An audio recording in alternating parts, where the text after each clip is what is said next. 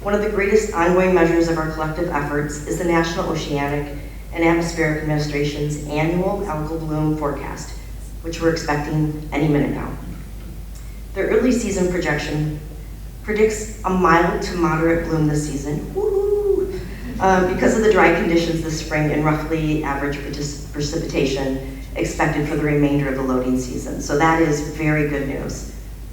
We are definitely looking at more manageable blooms than the severe toxic blooms that made national headlines in 2014 and 2015 and compromised the drinking water for so many communities in the basin, especially Toledo. But we know that the conditions in the Great Lakes are shifting from warmer summers, 95-degree days in June. I live in Chicago now. It's miserable to have a 95-degree day. And then the winter temperatures doing the same thing with the presence of invasive species also, like quagga mussels, all of which contribute to the likelihood of toxic algal blooms. We need direct, meaningful action to reduce phosphorus loadings into Lake Erie. For this kind of action has resulted in substantial improvements in water quality over the past 50 years.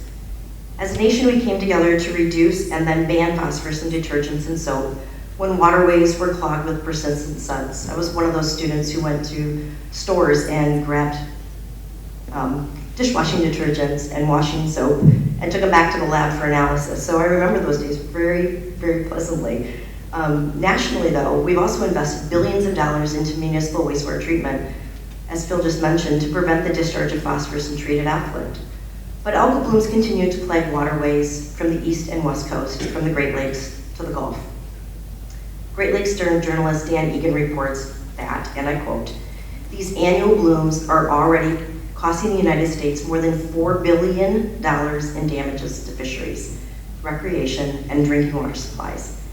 He notes too that cyanobacteria blooms are occurring in waterways whose conditions had previously been thought to be impervious to algal takeovers, from Lake Superior's cool waters to the briny salt water of the Gulf Coast.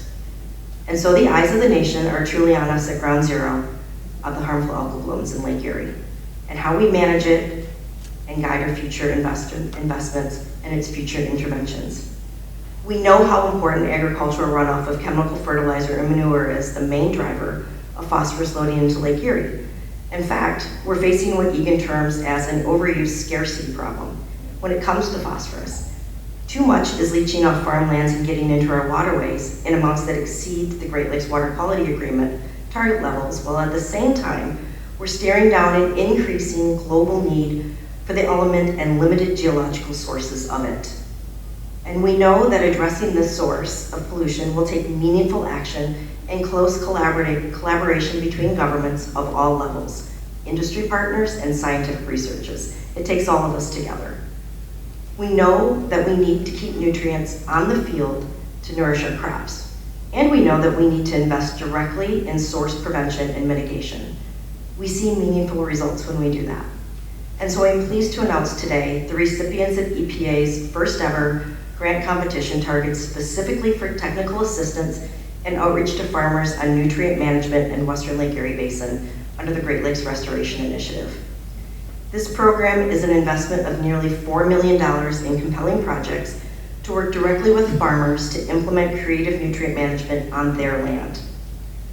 Right here in Michigan, the University of Michigan's Water Center will provide technical resources, professional development, and web-based tools to track nutrient management plans through 5 conservation districts, with the goal to increase the number of acres with nutrient management plans in Michigan's portion of the basin by 2028. The Lenawee County Soil and Water Conservation District will employ 2 full-time staffers to provide outreach and technical assistance for effective fertilizer use to landowners and agricultural retailers. Specifically, they will create an easy-to-use phosphorus management plan template that retailers can use with their clients. And through this work, they plan on engaging with 25 agricultural producers who together farm more than 200,000 acres, or I'm sorry, geez, that would be great, 20,000 acres in southeastern Michigan. In Ohio, the state's Department of Agriculture will employ 6 conservation agronomists with Maumee River Watershed, who will be paired with private sector agricultural retailers to integrate conservation services into their business model. The agronomists will also provide direct technical assistance to farmers as part of the state's H2 Ohio program. Enrolling 10% more farmers is expected to result in more than 100,000 acres under voluntary nutrient management plans in the state of Ohio. And finally, the Nature Conservancy will support 60 farmer-led conservation advocates to directly engage with farmers in Indiana, Michigan, and Ohio. In partnership with Ohio State University, they will design new training and outreach materials for the advocates that emphasize the need to reduce water and nutrients leaving the farm. Congratulations to these 4 selectees. I mentioned that this funding opportunity was the first of its kind at EPA.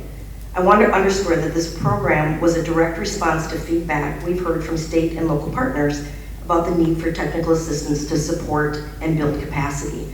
We know how difficult it is to find resources to do this work. We're glad to see the response that we received. We have 14 applications requesting $12.6 million. We were only able to put out 4, so the need is definitely great. The competition for this funding was very stiff, and I cannot wait to see the results of the strong projects proposed by our finalists. These kind of close collaborations with state, local partners is important to Administrator Lee Zeldin, so much so that is one of his key pillars. Along with ensuring clean air, water, and land for all communities, in his vision for powering the Great American Comeback, I'm proud that this kind of cooperative federalism has guided our shared work for years under the Great Lakes Restoration Initiative and the Great Lakes Legacy Act, and other voluntary or regulatory initiatives to protect the Great Lakes. We don't do this work alone. It takes all of us in this room to be successful. And on that note, I want to share one other upcoming milestone in EPA's work with you all to address the legacy pollution habitat, degradation, and use impairment throughout the Great Lakes Basin. Especially since this will be a Made in Michigan milestone, and if you don't know, I'm from Michigan, so this is huge for me. We are on track to delist the Muskegon Lake Area of Concern later this year. Reaching this milestone has required an enormous investment, more than $26 million of Great Lakes Restoration Initiative funding, and more than $30 million of Great Lakes Legacy Act federal funding, along with $16 million of non-federal leveraged funding were needed for this major effort. This project involved remediation of more than 190,000 cubic yards of sediment. I don't know how much that is as far as like giving you a comparison, but it's huge. These sediments were contaminated with PCBs, PAHs, heavy metals, mercury, and petroleum. The residue of the area's historical lumber, paper milling, and petrochemical industries. We've also seen the restoration of 130 acres of degraded habitat and repair of more than 6,000 feet of shoreline. This work is already paying dividends according to the study by Grand Valley State University. The Muskegon Lake cleanup has increased local home values by nearly $8 million and boosted the local recreation economy by $28 million. Muskegon has seen a 19% increase in hotel tax room collected, a 19% increase in customers at the marina, and 45% increase for the hotels that we collect taxes on. So huge investment in the community, and the dividends are paying off just from the work that we've been doing.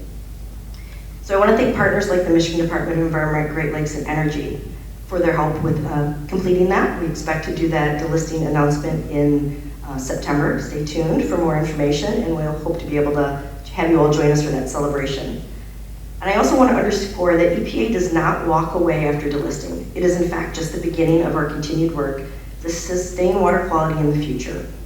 Great Lakes Restoration Initiative will be building upon important work on algal blooms in Muskegon Lake by NOAA and local university experts.